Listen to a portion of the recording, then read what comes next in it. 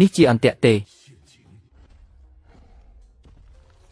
ឈុនហូស្មានតែខ្លួនឯងជាព្រានពូកែដាក់អន្ទាក់ខួរក្បាលមិនធម្មតាឡើយក្រោមដីនេះជាអាណាចក្រខ្ញុំឆ្អឹងឯងនឹងដូចមនុស្សមុនដែរក៏ក្រោមបល្ល័ង្កខ្ញុំឯងចង់សម្លាប់គេមែនទេពួកវាច្រើនពេកហើយវាទល់មុខខាត់កម្លាំងណាស់ត្រូវដូរយុទ្ធសាស្ត្រវិញនេះជាធម្មពលស្អីនឹងញាក់សាច់ឯងមិនសមនឹងដឹងទេ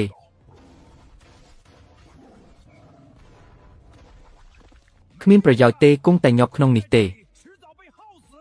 ចង់ឃុំខ្លួនខ្ញុំយកសពធូរហេតុហើយ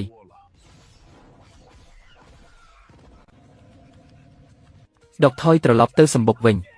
ចង់រត់មែនទេហួសពេលហើយពូល្ងងនេះទើបជាអន្ទាក់ពិតប្រាកដកំទេចពូវាឲ្យខ្ទេចត្រូវចិត្តខ្ញុំណាស់មិនអាចទៅរួចទេចាំទុកឆ្លាតប៉ុណ្ណាក៏ចាញ់កម្លាំងបាយដែរញាក់សាច់កម្លាំងនេះរុញច្រានទៅមុខកប់សេរីណាស់ទៅកន្លែងហាត់ប្រាណបន្ត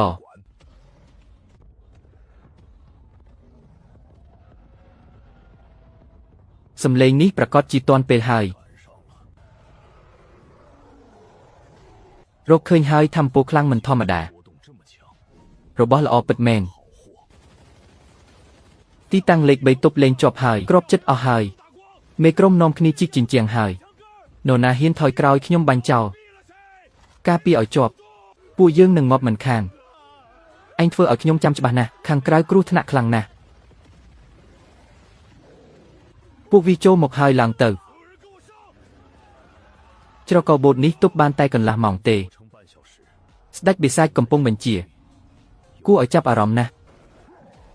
កម្លាំងបុកនឹងការគ្រប់គ្រងស្មារតីបើលេបស្នូនេះកម្លាំងនឹងកើនទ្វេដងជួយឬមិនជួយចាំគិតទៀតតែស្នូនោះត្រូវតែជារបស់ខ្ញុំគ្មាននរណាហ៊ានដណ្ដើមឡើយសូមទោសបងប្អូនទាំងអស់គ្នានោះជាស្អីនឹង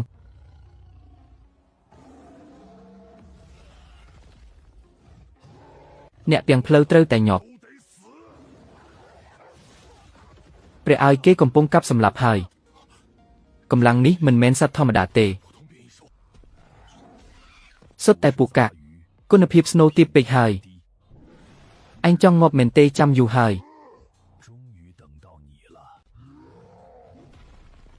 កម្លាំងមិនធម្មតាឡើយតែល្បឿនយឺតពេកងាប់ទៅ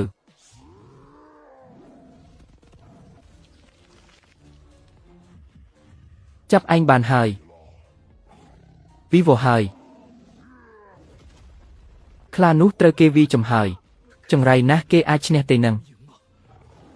តូបផ្ទាល់មិនកើតទេត្រូវបដូរយុទ្ធសាស្ត្រហើយ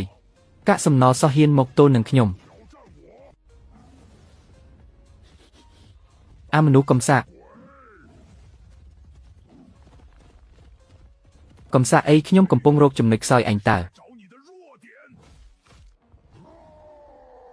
ដាច់ទៅអាអូន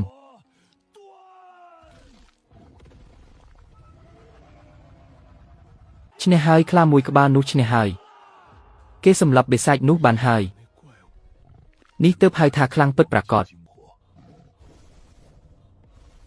កម្លាំងនេះខ្លាំងជាងមុនមិនមែនតែមួយកម្រិតទេគេប្រែខ្លួនធំប៉ុនបិសាចនោះហើយមេបញ្ជាការពួកយើងអ្នកទាំងអស់គ្នាត្រៀមបាញ់ឆ្លៀតពេលវាខ្សោយកំចាត់វាទៅស្អីគេ